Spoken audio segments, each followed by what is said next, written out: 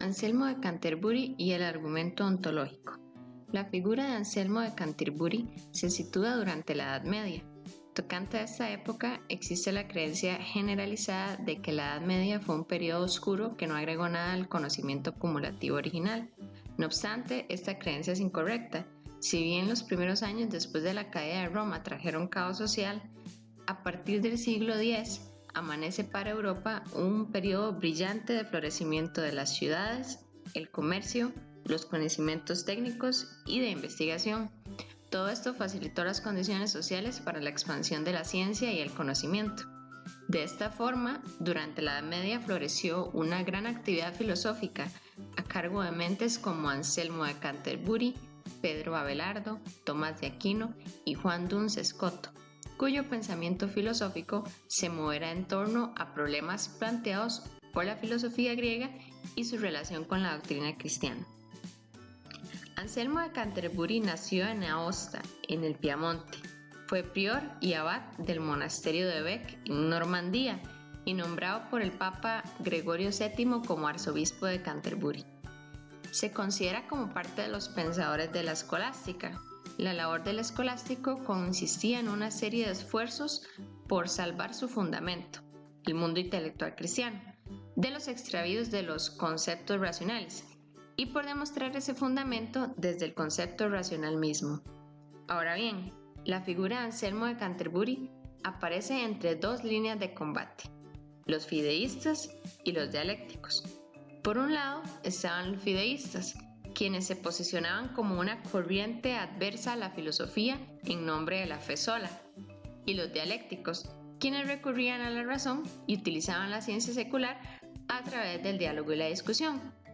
En palabras de Antonio Rodríguez, Anselmo es el pensador que representa un intento de síntesis entre fideísmo y dialéctica, entre las exigencias de la revelación y los derechos de la razón, entre la tradición monástica y feudal y la nueva corriente surgida entre laicos y clérigos de las ciudades libres.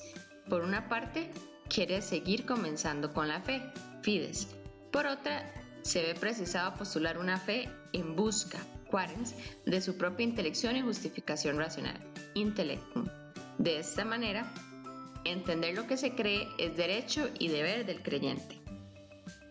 Así como el recto Orgen exige que creamos las cosas profundas de la fe cristiana antes que nos atrevamos a discutirlas con la razón, así me parece que hay negligencia cuando, una vez confirmados en la fe, no tratamos de entender lo que creemos.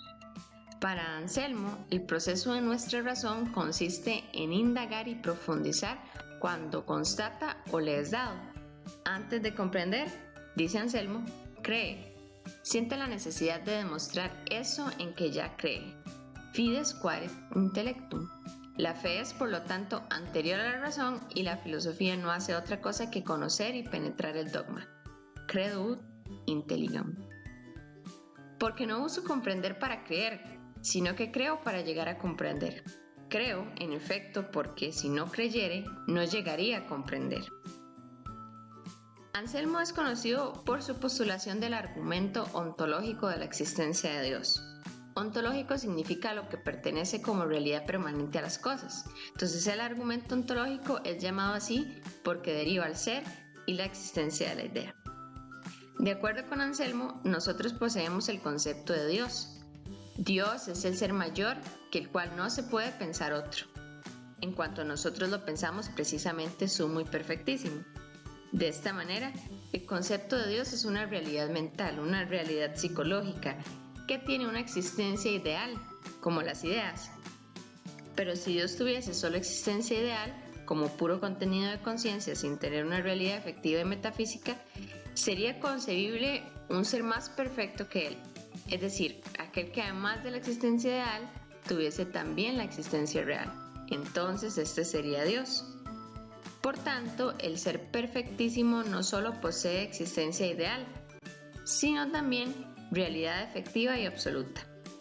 El concepto mismo de Dios implica la existencia real, de tal manera que el mismo que lo niega, lo afirma y se contradice, ya que para negarlo debe poseer el concepto. Según Anselmo, necio en verdad es el ateo, que se contradice en el acto mismo en que afirma a Dios inexistente. Como era de esperar, diversos pensadores manifestaron su oposición o crítica al argumento ontológico. Entre estos, el monje francés Gaunilon. Este se levantó contra dicho argumento con el escrito Liber pro incipiente, donde afirmaba que no basta que cualquier cosa sea imaginada, es decir, que tenga una realidad mental para ser efectivamente real. Gaunilon planteaba su crítica con el ejemplo de una isla perfectísima, argumentando que yo puedo muy bien imaginar una isla perfectísima, sin que por eso exista.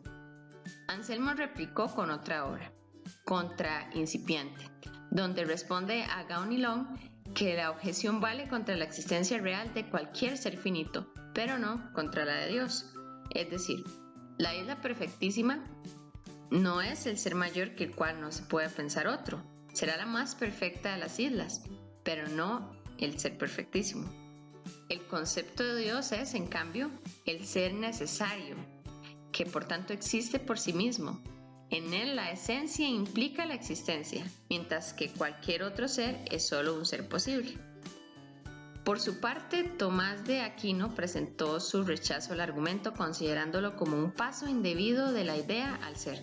De este modo, Tomás no admite el argumento ontológico de Anselmo, entendido como silogismo a priori.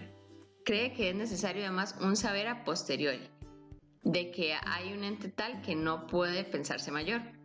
Ahora bien, ¿cómo puede llegarse a este saber?